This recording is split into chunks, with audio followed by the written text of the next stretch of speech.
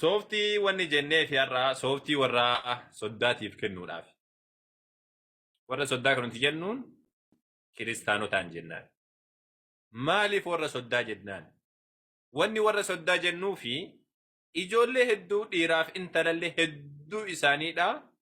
Alhamdulillah rabbil alamin nuu guddisanii haga jarri gurguddatu nuu eegsisanii san boodaan ammoo rabbiin subhaanahu wa ta'ala rabbiin isaanillee haqa jechuutti gara islaamummaa akka dhufan carraa godhan. Isaan guddisanii gara biyya alaatitti illee nu erganii akkasii bara gara biyya ambaatitti illee nu erganii kunillee waan guddaa. Kanaafuu jecha warra soddaa nuti jennaan ijoolleen achi waan dhuftuuf jecha jechuudha.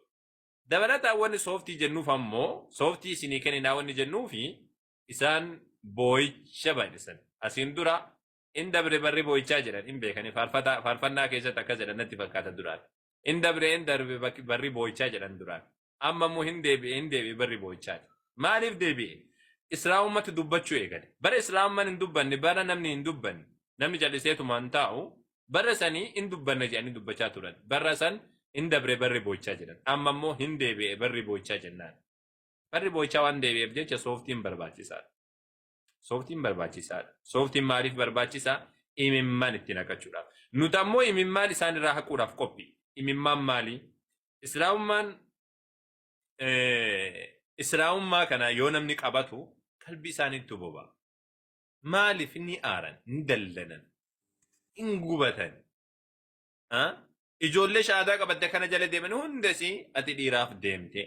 Kaan ammoo ka dhiiraadhaa ammoo birriidhaaf deemte. Intala ammoo dhiiraaf jecha deemte jedhan. Wanni isaan hin godhe hin qabu halkan rafaniitiin hin bulan. Hirriba dhaban, hin bo'an. Saba kanaaf jecha sooftii kennuufi hin barbaachisa nutilleen haqa maaliiti? Haqa ollummaallee qabnaa, haqa sabummaallee qabnaa, afaan tokko dubbannaa. Kanaafuu sooftii nurraa fudhadhaa. Sooftiin kuni ka fayyaa isinii haa ta'u isiniin jedha. Isinillee ammoo yeroo muraasa bo'aati itti ilaalladha. Dubbiin tun sirriidhaa miti kan jedhudha jechuudha. Yeroo muraasa bo'aati achi boodaan ammoo haqa hubadhaa. Yeroo hunda boo'icha irratti taa'inaati dubbisa waa hubadhaa isiniin jedha. Kun dhaamsa kiyya. Tayyib. Kan biraadha ammoo maaliif bo'aa? Thank you. Baay'ee galatuma. Baay'ee isin jaalladha. Baay'ee isin kabaja. Itti muddaani jarri hammayyuu waan godha wallaalanii jiru. Itti muddaa isinillee. Itti muddaa akka ajaa'ibaatti. Jarri harkaadhee jira warri rukkutee jira. Facaafoo isaa irratti ofii deemanii wal lolaa jiru. Ofoo isaanii deemanii wal dhabaa jiru. Ofoo isaaniiyyuu maaliif isaan taa'anii yeroo dubbisan hin qaban? Yeroo dubbisan hin qabanii baruma baraan hedduma kutuma tokko baafatanii sabarratti akka harree sabarratti alaakaa oolanii waan argatan funaannatanii dhaqanitti hin dafinooti amma gaafa roobitti itti dhuganii itti akkam barbaadan ta'anii ammas kamisaaf jimaata dhaqu sanbata dhaquuf ammas dhaqanii waan irraa fudhatanii deebi'u. Kanuma utuun dubbisu ta'e amma kanaayyuu sabni kun hin jaanja'u ture. Amma kana hin jaanja'u utuun dubbisu ta'e utuun dubbise ani mataan koo utuun gadi fageesseetti yaadee akka kanaatti dubbisee raadde amma kanaa yeroo kun gubu ture amma kanaa hin jaanja'u ture jechuudha. Amma kanaayyuu dhugaa kana dhabeen rakkadhu ifa kana dhabeen rakkadhu amma kanaayyuu amantii warqii kana dhabeen rakkadhu hin ture jechuudha. Dhugaa dubbachuudha. Kanaafi walumaa galatti musliimummaan kabaja isiniin jechuu barbaadeeni jaalaladha. Egaa of qabaa gaa jiituu shawwaa of qabaa rabbi isinaa gargaaru of qabaa gaa gooftaan jabina isiniif haa kennu gooftaan isinaa jajjabeessu jajjabaadhaa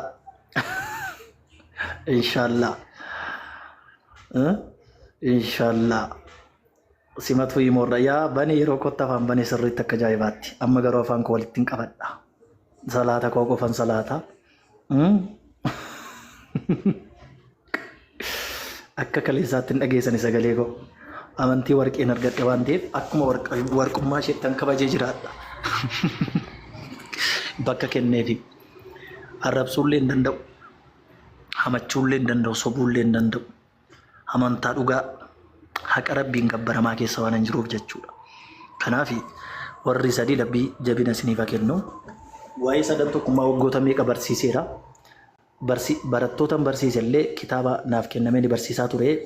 Yeroo barsiisaa ture gaaffii sana gaafatanitti sadan tokkummaa ibseef hin beekoon. Sadan tokkummaan amma ammaatti biraan gahamne deeman bira darba malee. Maaliif paasteroota goos gaafadhee jennaan waa'ee sadan tokkummaa akkam goonaa eessatti sadii ta'anii macaafarroon jiru naan baay'ee sadiidha waan ta'eef isaan sadiidha akkasittiin sadii ta'uu jedhanii mannaan isheen ani eessasuma fudhadheen sadii ta'uu deeman barsiisee bira darbe uumamaan gochuu danda'u hin qabu qaba. Sadiidhaan naan sadiidha deeman barsiisee bira darbe sadiidha. Maaliif paasteroota gaafadhee naan naa deebisuu hin dandeenye sadiidha akkamitti sadii ta'anii macaafarroon jiru eessaa fiddanii walitti fiddanii sadummaa kanaan naan akkasittiin sadiidhaan naan gaafan barattootaan barsiisee si mukaa sana gaafatan akkasittiin sadiidhaa jedheen dabarsee gaafadhe jechuudha. Seera boqonnaa 6 irratti yaa Israa'eeliti Waaqayyoo isa tokkicha jedha. Waaqayyoo kee isa tokkicha qofaaf sagadeedha. Waaqayyoo kee isa tokkicha qofaaf sagadeedha. Egaa kanaaf Waaqayyo isa tokkichatu jira jedha. Isinis Waaqayyo tokkotu jirattu. Asitti immoo dhuftanii Waaqa sadii jirattu maal jechuudha. Yeroo meeqa deddeebi'ee gaafadheera. Garuu wanta kana naa deebisuu hin dandeenye tasuma jechuudha. Wanta kana naa deebisuu. Waaqa akka hin taane ofiisaayyuu dubbateera. Ofiisaa sirriitti dubbisaa macaafa qulqulluu. Wangeelota sirriitti dubbisaa. Ani ragaa boomsa Phaawulos ani fudhadhu baay'eesaa. Dhugumaan kaleessa fa'aa dubbisaan ture ragaan ni ba'u sana hin fudhadhu. Tasuma maaliif kan Yesuus ofii isaan hin dubbatanne Phaawulos dubbateef hin fudhadhu. Tasumaayyuu. Tasuma hin fudhadhu. Tasuma fudhachuus hin barbaadu hin fudhadhu. Amma gaasee utuu karaa barbaadan utuu mallee amantaa kanarratti an amantaa kana fudhadhu utuma namallee islaamummaa fudhachuu dhiisee abadan ani pirootestaantummaatti tasan deebi'u. Dhugaan isin jedha. Tasan deebi'u. Kana beekaa yeroo kamiyyuu tasa. Maaliif jennaan ragaa qabataman qabne kan harka namaatiin barreeffame hin fudhadhu itti nama nochuudha. Ergaan ikkosilas ergaadha bar. Ergaadha. Ergaa Waaqayyoo miti ergaa barreeffama namni namaa barreessedha. Barreeffamedha waan ta'eef quraana kabajamaa Rabbi tokkicharraa gadi kan bu'e kabajamaa kan jecha Rabbii tokkichaa ta'e. Isa dhugaan keessa jiru sana qabadha. Dhuguma isin jedha. Amma baay'ee gaafa wal falmii goonullee quraana irraa keessaa kutaniitu ittiin falmu malee jalqaba isaatii kaasanii dubbisanii ittiin falman. Maaliif waan inni jedhu jalqaba isaa kaasanii dubbisan hin beekan waan ta'eef. Kutanii waantuma tokko kutaniitu gubbaatti waan inni jedhu addan baafne dakkanaa wanta inni jedhu fuudhaniitu ittiin mormoroo baay'ee kiristaanonni jechuudha. Akka kanaatti immoo isiniif galuu hin danda'u tasumaayyuu. Akka kanaatti utuu beektanii dhugaan jallisinaa utuu beektanii dhuguma ani warra isin barsiisaa ture dhiifama naa godha. Dogoggoreera. Kotta gara karaa dhugaa.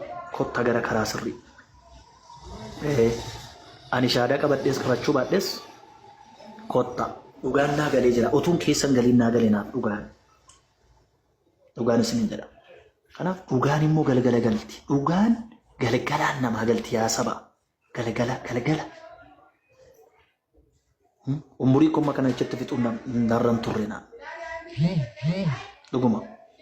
Uummanni amma kanaa kun hin goyoomina. Yaa uummata koo hin goyoomina. Yaa saba koo hin goyoomina. Dhuguman isin hin jedhe hin sossobamina. Karaan tokkicha qofa jira. Karaan tokkicha qofa tokkittii qofa jira karaan. Karaa Rabbii.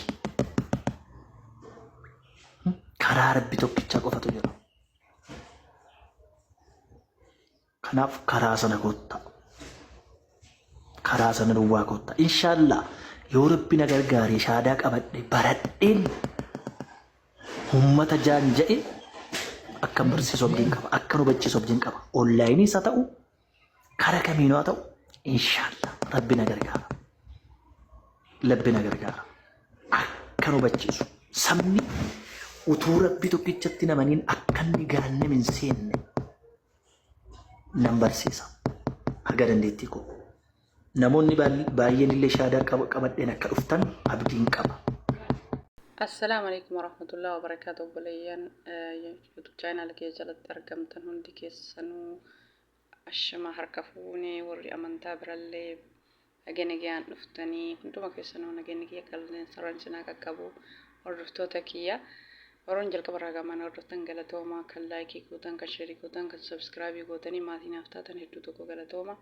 Ammallee viidiyoon kiyya akkuma duraa itti hafu laayikii sheeriin komentiin akkasuma warroonni haroo dhuftan illee ani haa dhufu bagana gaan dhuftanii isin simadhee jira. YouTube channel kanaaf maatii ta'a isiniin jedha. akkasuma laayik share gochuun hin dagatinaa isiniin jedha. Egaa gamanumaan gama obboleessa kiyyaa kanatti darbaa jechuudha gara amantaa islaamaa yeroo dhiyoo keessa dhufe. Akkasuma inshaallah rabbiin nama baratee amantaa islaamaa kana boru nama biraa barsiisee fakkeenya ta'uuf rabbi si haa taasisu inni jedhee jira. Inshaallah ummata keenya akka isaan ibiddarraa tiifaman gargaaruuf baradhee barsiisuuf qophiidha jedhe. Inshaallah rabbiin nama baratee barsiisu nama beekaa nama aaqila nama hayyuu rabbi si haa taasisu. Baga rabbiin jaalatee gara amantaa dhugaa kanas fide. Nuti obboleeyyan keenya horroonni amantaa biraa yoo diiniin islaamaa diinii dhugaatii diinii gammachuuti isiniin jennu yoo isin gara amantaa islaamaa dhuftanii isinirraa fudhachuu isinirraa waa argachuufi miti isinummaani gara amantii isa dhugaa gaafa gala guyyaa keenna hundi keenna islaama ta'ee hundi isaatu qabrii adda ofii gala akka hojii isaatiin jechuudha. Kanaaf namni ibidda guyyaa qiyaamaa sanirraa tiifamuuf rabbii tokkocha malee gabbaramaa waan hin jirreef saniif namni gara amantii islaamaa filata abbaan dhugaan galeefi. Kanaaf malee isin hundi keessanuu rabbiin ifa diinii islaamaa isiniif haa kennu. Ibidda azaabaa sanirraa rabbi isin haa tiisu karaa dhugaa osoo namni tokko isin hin dirqin jaalala keessaniin gammachuu keessaniin gara amantaa islaamaa yoo dhuftan ofumaaf jechuu namaaf miti ofuma keessaniif akkas obboleessa keenya baga rabbiin gara amantaa islaamaa si fide nama baratee barsiisu nama hedduu fakkeenya ta'u rabbi si haa taasisu. Maashaallah tabarakallah jabaadhu yaadni kan kee yaada guddaadha yaada guddaati yaadde kana rabbiin bakka guddaan si haa ga'u nama boruun mul'ata guddaa qabu rabbi si haa taasisu nama afaan bichaan akkas ta'a akkas jedha jedhu osoo hin taane nama hojiin agarsiisu rabbi si haa taasisu. Akkasuma obboleeyyan keellee namoota birallee rabbiin gara amantaa islaamaa kana isaanitti ibsee dhugaa ofii dubbifatanii ofii itti amananii nama gara amantii islaamaa dhufee simatu rabbi haa taasisu. Nama kitaaba isaanillee dubbisee kamtu dhugaadha kamtu ta'a kamtu sirriidha kamtu sirrii miti nama jedhee ofii isaatti itti yaadee nama diinii islaamaa simatu rabbi haa taasisu. Nuti uummanni islaamaa isin namaafi malee wanni takka ulamaa'in hundi isaaniitu wanni ganama galgala dubbataniif karaan isa dhugaa isa kamiidha malee wanni takka isa amantaa islaamaa dhuftanii irraa haftanii hordoftoota kee hedduunaaf galatumaa viidiyoon kee kanarraa kana fakkaata. Baay baay.